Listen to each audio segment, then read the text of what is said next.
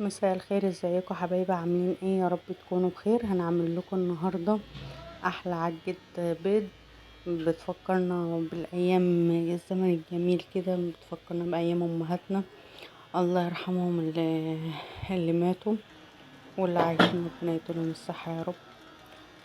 معانا البصلة اهو، هنحطها مع زيت كده وزبدة، ونقليها كده كويس، ونحمرها كده، يعني ايه ما تتحمرش قوي، ونحط على بقى ايه حته لحمه صغيره كده مفرومه.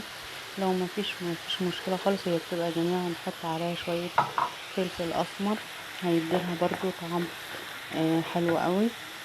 وبعد كده هننزل بقى بالفلفل. ده فلفل كوبي وفلفل حامي على حسب ايه الاختيارات بتاعتكم بقى، براحته. اللي عايز يحط الحامي طماطم. ونسبكها بقى كده ايه مع بعض.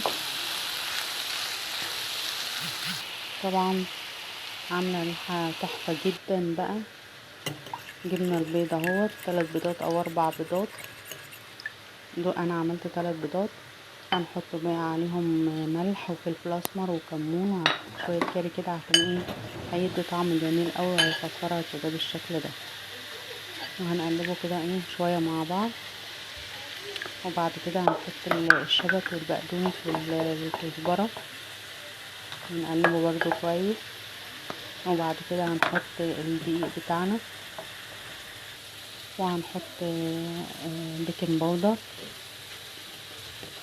وهنقلبه برضو كده مع بعض.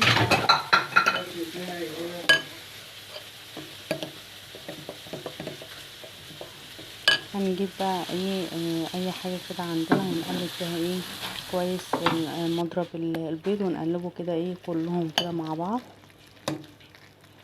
نفس الطريقه دي. طبعا الوجبه دي بتنفع غدا او عشاء، يعني اللي انت حابينه يعني. قلبناها كده ببعض كويس. بعد كده بقى ايه، هي قدامكم اهي. بعد كده بقى جبنا الصينيه بتاعتنا، وهنحط فيها الزيت، شويه زيت من تحت، ونحطه بقى من فوق، ونسويها كده، وهندخلها الفرن. ودي بعد ما طلعت من الفرن جميله جدا وطعمها تحفه، هتعجبكم. وما تنسوش اللايك والشير والاشتراك في القناه. طبعا هي هشه وجميله. شكرا.